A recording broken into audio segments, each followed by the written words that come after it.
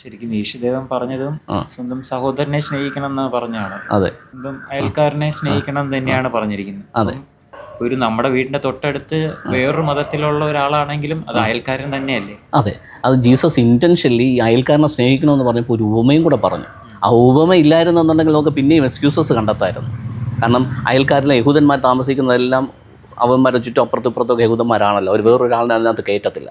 അതുകൊണ്ട് Jesus intentionally ഒരു ഉപമ പറഞ്ഞിട്ടാണ് ഈ കാര്യം പറഞ്ഞത്. ആ ഉപമയ്ക്കകത്ത് പറഞ്ഞിരിക്കുന്നത് എങ്ങനെയാണ്, ഒരു ആൾ യാത്ര പോകുമ്പോൾ അദ്ദേഹത്തിന് ചില കൊള്ളക്കാരൊക്കെ കൂടെ ആക്രമിച്ചിട്ട് അദ്ദേഹം അർത്ഥപ്രാണനായി ഇവിടെ കിടക്കുക. അപ്പോൾ ആദ്യം ജീസസിൻ്റെ ഉപമയിൽ പറഞ്ഞിരിക്കുന്നത് അതുവഴി ഒരു പുരോഹിതൻ പോയി. പുരോഹിതൻ്റെ ദൗത്യം എന്താ? ഇവനെ ശുശ്രൂഷിക്കുക എന്നുള്ളതാണ്. പക്ഷേ ആ പുരോഹിതൻ അവനെ കണ്ടിട്ട് മൈൻഡ് ചെയ്യാതെ അവഗണിച്ചിട്ട് ബൈപ്പാസ് ചെയ്ത് ദേവാലയത്തിലെ ശുശ്രൂഷയ്ക്ക് വേണ്ടിയിട്ട് ഓടിപ്പോയി എന്നാണ്.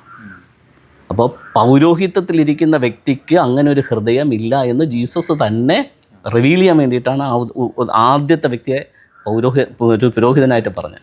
അടുത്ത് അദ്ദേഹം പറഞ്ഞ ഉപമയ്ക്കകത്തുള്ള രണ്ടാമത്തെ വ്യക്തി ഒരു ലേവ്യനാണ്. ലേവ്യൻ എന്ന് പറയുന്നത് ഈ പുരോഹിതൻ കഴിഞ്ഞാൽ അടുത്ത സ്ഥാനത്ത് നിൽക്കുന്ന വ്യക്തിയാണ്, മതത്തിൻ്റെ ഒരു മതപണ്ഡിതനെന്ന് വേണമെങ്കിൽ പറയാം. അദ്ദേഹവും വന്നിട്ട് കണ്ടിട്ട് അദ്ദേഹത്തിൻ്റെ ദേവാലയത്തിനകത്ത് മറ്റെന്തോ ദൗത്യം ഉള്ളതുകൊണ്ട് ഇദ്ദേഹത്തിനെ മൈൻഡ് ചെയ്യാതെ പോയി എന്നുള്ളതാണ്. മൂന്നാമത് വന്നത് ഇദ്ദേഹത്തിൻ്റെ കമ്മ്യൂണിറ്റിയിലല്ലാത്ത, ഇദ്ദേഹത്തിൻ്റെ ജാതിയിലല്ലാത്ത ഒരു അന്യജാതിക്കാരൻ അതുവഴി ഒരു കച്ചവടത്തിൻ്റെ ആവശ്യമായിട്ട് വന്നപ്പോൾ അദ്ദേഹം ഇദ്ദേഹത്തെ കണ്ടു. ഒരു അന്യമതസ്ഥൻ, ഒരു അന്യജാതിക്കാരൻ.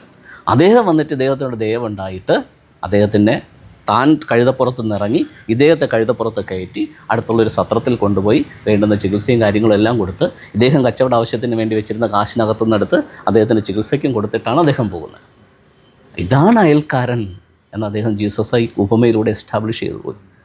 അപ്പോൾ ആ എസ്റ്റാബ്ലിഷ് ചെയ്തതിനകത്ത് മതമില്ല, ജാതിയില്ല, വർഗമില്ല, ഒന്നുമില്ല. അയൽക്കാരൻ തന്നെയാണ്. ഇതിൻ്റെയൊക്കെ അതീതമായിട്ടുള്ളൊരു വ്യക്തിയാണെന്നുള്ളത് പറഞ്ഞിട്ടാണ് ഇത് എസ്റ്റാബ്ലിഷ് ചെയ്യുന്നത്. പക്ഷെ നമ്മളിപ്പോൾ അങ്ങനെയല്ലല്ലോ.